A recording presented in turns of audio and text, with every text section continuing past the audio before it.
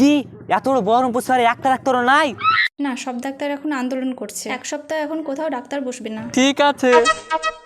কিরে ভাই, সব ডাক্তার কিসের লেগে আন্দোলন করছে? কেন তুমি জানো না কলকাতার আরজিকর কলেজের একটা মহিলা ডাক্তারকে ধর্ষণ করে মেরে ফেলছে?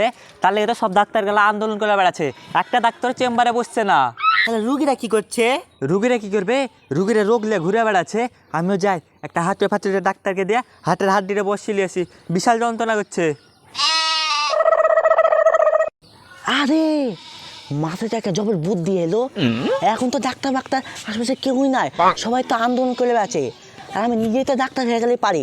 আর আমার হাতে লেখা তো খুব খারাপ, কেউ তো বুঝতে পারবে না।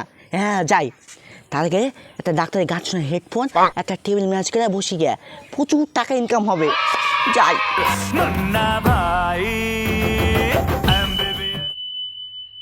কি ব্যাপার, সকাল থেকে বিকাল হতে চললো, এখন পর্যন্ত একটা রুগী আসছে না? তাহলে কি রুগীরা ধর্মঘাট ডেকে এলো নাকি? হয়তো একটা রুগী আসছে।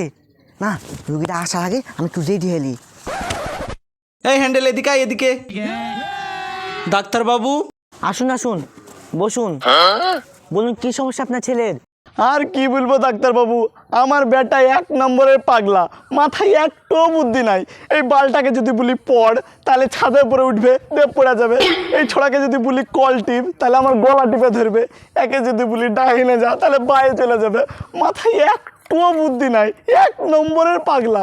ডাক্তারবাবু এর কিছু একটা ইলাজ করেন আপনি। সারা সাইড করে পাগলাচন্ডী কাস্টমার, এই সারা ঝান্ডে মুখে আবার কি ওষুধ দিব? কি করি? হ্যাঁ, আমার বাপ চাচারা তো বলতো যে বিড়ি খেলে বুদ্ধি বাড়ে, এমনকি তৈমুরেও বলে। আর এই পাগলা তো বুদ্ধিরই অভাব। তাহলে এই লেলকিটাকে এই ওষুধই দেওয়া যাক। হ্যাঁ পেয়েছি, আপনার ব্যাটাকে আমি এমন ওষুধ লিখেছি যে এই ওষুধটা যদি আপনি প্রতিনিয়ত এক সপ্তাহ খাওয়ান, আপনার ব্যাটার মাথায় এমন বুদ্ধি চলে আসবে, আপনার ব্যাটা ডাক্তার মাস্টার ইঞ্জিনিয়ার সব হয়ে আসবে। এক সপ্তাহের মধ্যে আমার ছেলে ডাক্তার মাস্টার ইঞ্জিনিয়ার হয়ে যাবে? হ্যাঁ লিখেন লিখেন, তাড়াতাড়ি ওষুধটা লিখেন। লিখছি। এলেন। কে ওষুধ কোথায় পাবো? এই ওষুধ যে কোনো দোকানে যা বলবেন মন বিড়ি দেন, তাহলে পেয়ে নেবেন। আর শুনেন, খাওয়ার নিয়মটা বলে দিই। সকালে এক প্যাকেট, দুপুরে এক প্যাকেট, আর রাত্রে এক প্যাকেট। এগুলো প্রতিনিয়ত এক সপ্তাহ খাবেন, দেখবেন আপনার ছেলে সুস্থ হয়েছে। ঠিক আছে। আর আমার 500 টাকা ফিটা দেন। হ্যাঁ দিচ্ছি। এলেন, চল রে হ্যান্ডেল।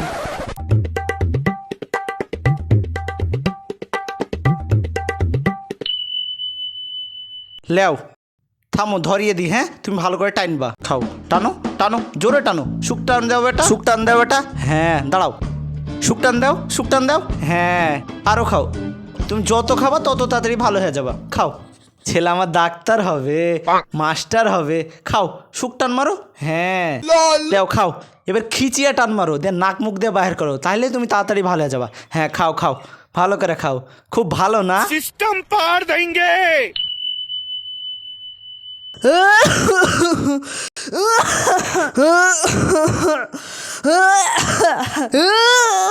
কি হলো গো বেটা? বেটা তোমার কি হলো?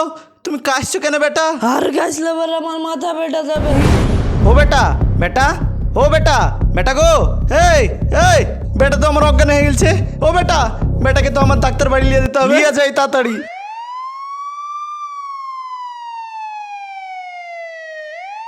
ডাক্তারবাবু, ডাক্তারবাবু, আমার ছেলেকে দেখেন। কি হয়েছে আপনার ছেলের? কাশতে কাশতে অজ্ঞান হয়ে গেছে। দেখি নিঃশ্বাস চলছে? হ্যাঁ ডাক্তারবাবু। বেটা, ও বেটা উঠো।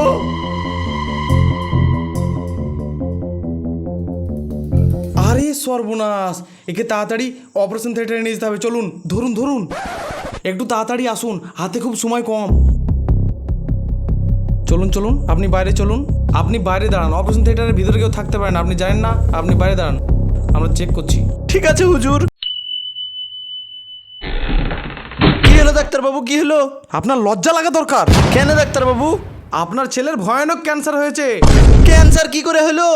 অতিরিক্ত ধূমপান করার জন্য, গাঞ্জা মদ সিগারেট খাওয়ার জন্য হয়েছে। না না, আমার ছেলে এসব কিছু খাই না। গাঞ্জা মদ সিগারেট কিচ্ছু খাই না। তাহলে বিড়ি খাই? না না, বিড়িও খাই না। আমার ছেলে একটা ওষুধ খায় শুধু, তা আবার আমার পাড়ার একটা ডাক্তার লিখে দিয়েছে। কই দেখি ওষুধটা আছে আপনার কাছে?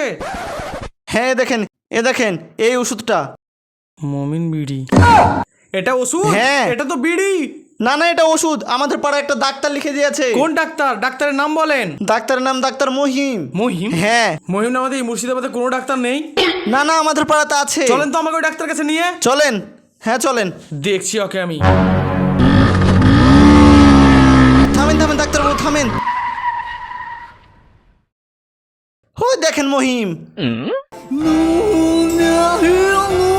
চলেন, দেখছি ও কত বড় ডাক্তার হয়েছে।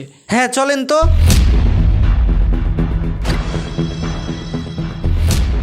ওই তুই কে? তো সঠিক পরিচয়টা দে তো। আমি ডক্টর মহিম, আমি এই পাড়াতে থাকি। কেন কি হয়েছে? কি হয়েছে? এর ছেলের মাথার বুদ্ধি কম, তোর কাছে নিয়ে এসছে, তুই এবার বুদ্ধি বাড়ানোর জন্য ওর প্রেসক্রিপশনে বিড়ি লিখে দিয়েছিস। এখনো মৃত্যুর সঙ্গে লড়াই করছে, তুই জানিস? দেখি তোর ডাক্তারের আসল পরিচয়পত্রটা দেখি, তো সার্টিফিকেটটা দেখা আমাকে। দাদা আমি ডাক্তার মাক্তার কেউ না, এখন আশেপাশে কোনো ডাক্তার নাই, সবাই আন্দোলন করে বেড়াচ্ছে, তাই আমি 2 পয়সা ইনকাম করার লেগে বড় ডাক্তার হয়ে বসে আছি। শালা তুই 2 পয়সা ইনকাম করার লেগে আমার জল জ্যান্ত বেটাটাকে ভুল চিকিৎসা করে মেরে ফেলছিলি। আজ তোর একদিন কি আমার একদিন। ডাক্তারবাবু ধরেন তো শালার ফিতেটা ছিঁড়েলি। ও বাবা মেরেন না আমাকে। পাস ভুল চিকিৎসা করার, আজ তোর পাছাকে ফাটিয়ে দেবো। পারেন ডাক্তারবাবু পারেন। হ্যাঁ